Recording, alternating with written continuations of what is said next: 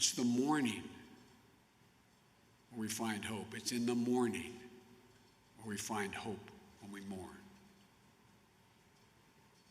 But it's going to take more than talk. We've had talk before. We've had protests before. We've got to now vow to make this at least an era of action and reverse the systemic racism with a long overdue concrete changes. The action will not be completed in the first 100 days of my presidency if I'm fortunate enough to be elected, or even in my entire term. It's going to take the work of a generation. But if this agenda will take time to complete, it should not wait for the first 100 days of my presidency to get started. A down payment on what is long overdue should come now, should come immediately. I call on the Congress to act this month on measures that will be the first step in this direction. Starting with real police reform, Congressman Jeffries has a bill to outlaw chokeholds. Congress should put it on the president's desk in the next few days. There are other measures to stop transferring weapons of war to police forces, improve oversight and accountability, to create a model use of force standard. That also should be made law this month. No more excuses, no delays. If Mitch McConnell can bring in the United States Senate to confirm Trump's unqualified judicial nominees who will run roughshod over our Constitution now, it's time to pass legislation that will give true meaning to our constitutional promise of equal protection under the law. Looking ahead, in the first 100 days of my presidency, I've committed to creating a National Police Oversight Commission. I've long believed we need real community policing. We need each and every police department of the country to understand a comprehensive review of undertake a comprehensive review of their hiring, their training, their de-escalation. Some have already done it, some are in the process of doing it. The federal government should give the cities and states the tools and the resources they need to implement reforms. More police officers meet the higher standards of their profession. Most of them do it. All the more reason why bad cops should be dealt with severely and swiftly. We all need to take a hard look at the culture that allows for the senseless tragedies that keep happening. And we need to learn from the cities and the precincts that are getting it right. We know, though, in order to have true American justice, we need economic justice as well. Here, too, there's much to be done. As an immediate step, Congress should act now to rectify racial inequities that allow COVID-19 recovery funds to be diverted from where they live. I'll be setting forth my agenda on economic justice and opportunity in the weeks and months ahead, but it begins with health care. Health care should be a right, not a privilege. The quickest route to universal coverage in this country is to expand on Obamacare. We could do it, we should do it. But this president, even now, in the midst of a public health crisis with massive unemployment, wants to destroy it. He doesn't care how many millions of Americans will be hurt, because he's consumed with his blinding ego when it comes to Barack Obama, President Obama. The president should withdraw his lawsuit to strike down Obamacare, and the Congress should prepare to pass the act I propose to expand Obamacare to millions more so everyone's covered.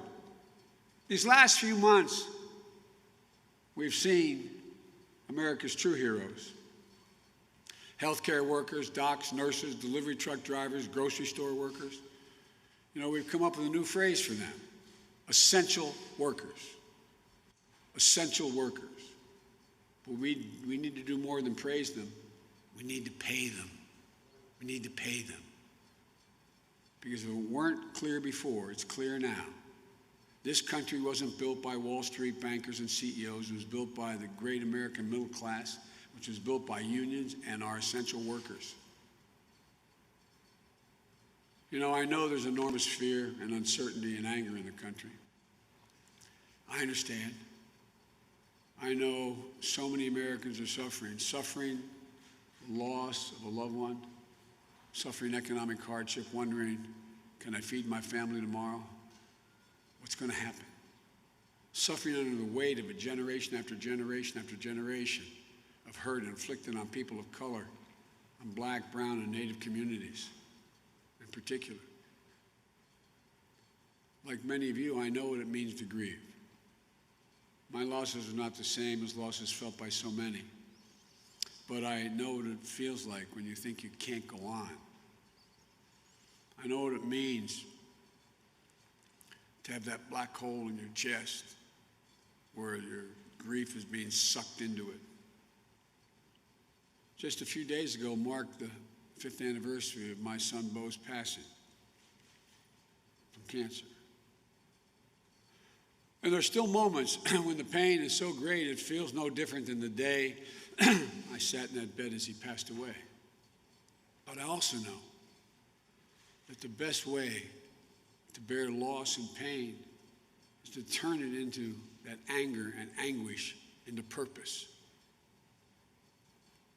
And Americans know what our purpose is as a nation. It has to be guided. It has to be guided. It's guided us from the very beginning. You know, it's been reported the day that President John F. Kennedy was assassinated, little Yolanda King came home from school in Atlanta and jumped in her daddy's arms and said, "Oh, Daddy," she said, "now we're never going to get our freedom." Her daddy was reassuring, strong, and brave. He said, "No, don't worry, baby. It's going to be okay. It's going to be all right." Amid the violence and fear, Dr. King, he persevered. He was driven by his dream of a nation where justice runs down like water and righteousness like a mighty stream. Then, in 1968, hate cut him down in Memphis. 2 days before Dr. King was murdered, he gave a final Sunday sermon in Washington, where he told us that though the arc of the moral universe is long, he said it bends towards justice. And we know we can bend it because we have. We have to believe that still. That's our purpose. It's been our purpose in the very beginning, to become a nation where all men and women are not only created equal, but they're treated equally. Not just created equal, but treated equally. To become a nation defined in Dr. King's words not only by the absence of tension, but by the presence of justice. It's not enough just to not have tension, but justice. Today in America, it's hard to keep faith that justice is at hand. I know that. You know that. The pain is raw. The pain is real. The President of the United States must be part of the solution, not the problem. But this president today is part of the problem and accelerates it. When he tweeted the words, "When the looting starts, the shooting starts," they weren't the words of a president. They were words of a racist Miami police chief in the 60s. When he tweeted that protesters, quote, would have been greeted with the most vicious dogs, when people would have been really hurt, end of quote. They weren't the words of a president. They were the kind of words Bull Connor would have used unleashing his dogs on innocent women and children. You know, the American story is a story about action and reaction. That's how history works. We can't be naive about it. I wish I could say that hate began with Donald Trump and will end with him. It didn't, and it won't.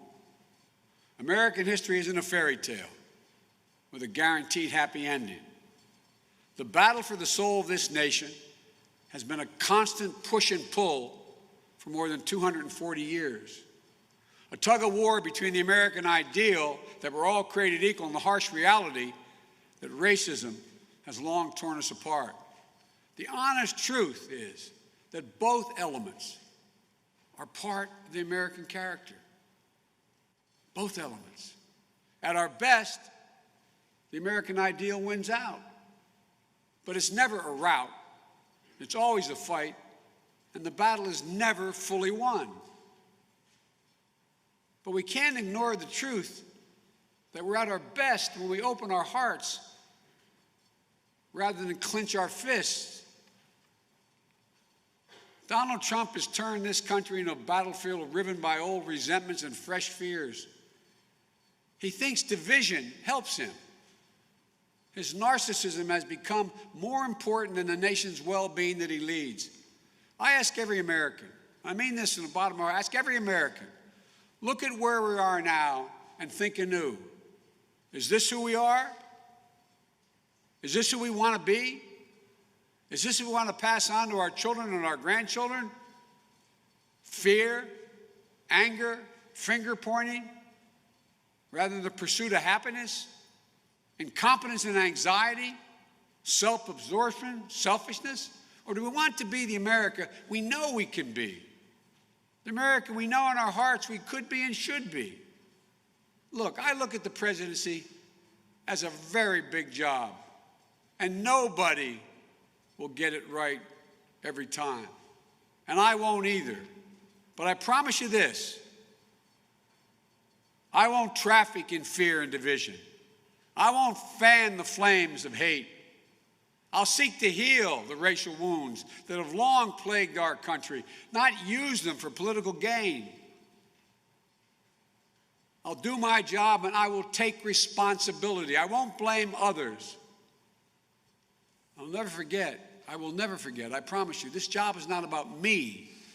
It's about you. It's about us. It'll work not only to rebuild the nation, but to build it better than it was. We're the only nation in the world that goes through crisis and comes out better. To build a better future. That's what America does, to build a better future. We build the future. It may, in fact, be the most American thing to do, build the future. We hunger for liberty the way Harriet Tubman and Frederick Douglass did. We thirst for the vote, like Susan B. Anthony and Ella Baker and John Lewis did. We strive to explore the stars, cure disease, make an imperfect union more perfect than it's been. We may come up short, but at our best we try. My fellow Americans, we're facing a formidable enemies. They include not only the coronavirus and the terrible impact on the lives and livelihoods, but also the selfishness and fear that have loomed over our national life for the last 3 years. And I choose those words advisedly, selfishness and fear. Defeating those enemies requires us to do our duty, and that duty includes remembering who we should be, who we should be. We should be the America of FDR and Eisenhower, of Rosa Parks and Martin Luther King, Jr., of Jonas Salk and Neil Armstrong. We should be the America that cherishes life, liberty, and courage. And above all, we should be the America that cherishes each other, each and every one of us. You know, we're a nation in pain. We must not let our pain destroy us. We're a nation enraged, but we cannot let our rage consume us. We're a nation that's exhausted, but we will not allow our exhaustion to defeat us. As president, it's my commitment to all of you to lead on these issues and to listen, because I truly believe in my heart of hearts we can overcome. When we stand together, finally as one America, we'll rise stronger than we were before. We'll move that arc closer to justice. We'll reach out to one another. So speak out for one another. And please, please, do what's recently been happening. Take care of one another. This is the United States of America. There's never been anything we've been unable to do when we set our mind to do it and we've done it together. Together, united. That's who we are at our best. May God bless you all, and may God protect our troops. Thank you.